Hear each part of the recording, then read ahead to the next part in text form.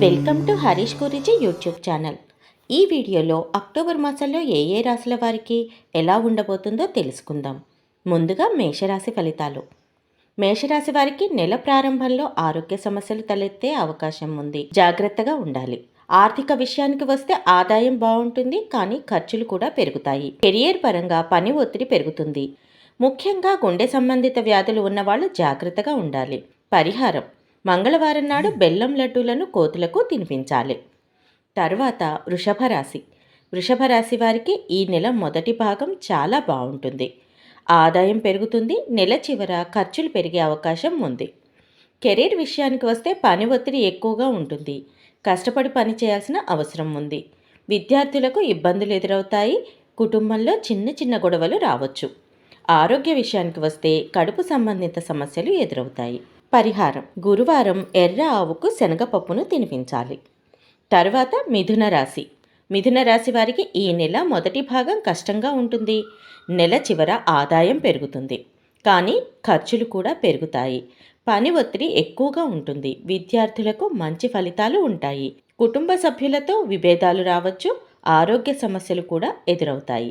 ఆరోగ్యంపై శ్రద్ధ వహించాలి. పరిహారం: శనివారం శనీశ్వర ఆలయాన్ని దర్శించాలి. తర్వాత కర్కాటక రాశి. కర్కాటక రాశి వారికి ఈ నెల బిజీగా ఉంటుంది. ప్రయాణాలు చేయవలసి వస్తుంది.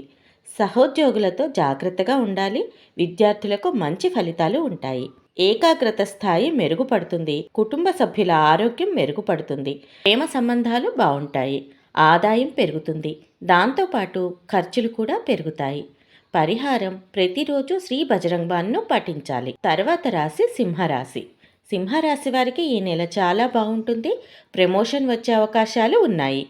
ఉద్యోగ వాతావరణం బాగుంటుంది. విద్యార్థులు కొన్ని సవాళ్లను ఎదుర్కొనవచ్చు. ఆస్తులు కొనుగోలు, అమ్మకాలు విషయాలు లాభదాయకంగా ఉంటాయి. ఆరోగ్యం పట్ల జాగ్రత్త వహించాలి. పరిహారం: మంగళవారం నాడు హనుమాన్ చాలీసా పఠించాలి. తర్వాత కన్యారాశి. కన్యారాశి వారు ఈ నెల జాగ్రత్తగా ఉండాలి. ఆరోగ్యం పట్ల జాగ్రత్త వహించాలి. రోగాల బారిన పడే అవకాశం ఉంది. కెరీర్లో మంచి అవకాశాలు ఉన్నాయి. విద్యార్థులు కష్టపడవలసి ఉంటుంది. పరిహారం: ప్రతిరోజు శ్రీహరిని పూజించాలి. తరువాత తులారాశి. తులారాశి వారు ఈ నెల ఆరోగ్యం పట్ల జాగ్రత్త వహించాలి. పని ఒత్తిడి ఎక్కువగా ఉంటుంది. విద్యార్థులు కష్టపడాల్సి ఉంటుంది. కుటుంబ వాతావరణం బాగుంటుంది. ఆర్థిక పరిస్థితి మెరుగుపడుతుంది. పరిహారం: శనివారాల్లో శని చాలీసాను చదవాలి. వృశ్చిక రాశి. వృశ్చిక రాశి వారికి ఈ నెల ఆదాయపరంగా బాగుంటుంది. ఆదాయం పెరుగుతుంది, కానీ ఖర్చులు కూడా పెరుగుతాయి. పని ఒత్తిడి ఎక్కువగా ఉంటుంది. విద్యార్థులు చదువులో మంచి ఫలితాలు సాధిస్తారు. కుటుంబ సభ్యులతో మంచి సంబంధాలు ఉంటాయి. ఆరోగ్యం పట్ల జాగ్రత్త వహించాలి. పరిహారం: శివునికి రుద్రాభిషేకం చేయాలి. తర్వాత ధనస్సు రాశి. ధనుసు రాశి వారికి ఈ నెల హెచ్చుతగ్గులతో ఉంటుంది. కెరీర్ పరంగా చూసుకుంటే పని ఒత్తిడి పెరుగుతుంది.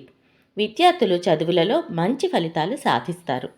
కుటుంబ సభ్యులతో విభేదాలు వచ్చే అవకాశాలు ఉన్నాయి. నెల చివర ఆదాయం పెరుగుతుంది, కానీ ఖర్చులు కూడా పెరిగే అవకాశాలు ఉన్నాయి. పరిహారం: ప్రతిరోజు సూర్యభగవాను నీటితో పూజించాలి. తర్వాత మకర రాశి. మకర రాశి వారికి ఈ నెల అనుకూలంగా ఉంటుంది. కెరీర్ పరంగా చూసుకుంటే విజయం సాధిస్తారు.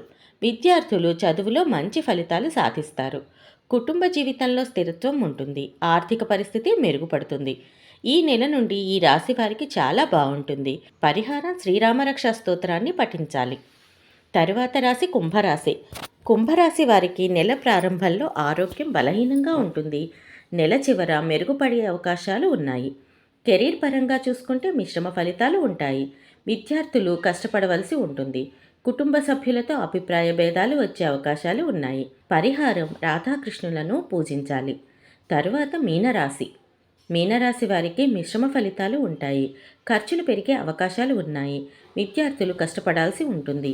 కుటుంబ జీవితంలో స్థిరత్వం ఉంటుంది. కెరీర్ పరంగా చూసుకుంటే మిశ్రమ ఫలితాలు ఉంటాయి. పరిహారం: మంగళవారం నాడు హనుమంతునికి అరటిపండ్లు సమర్పించాలి.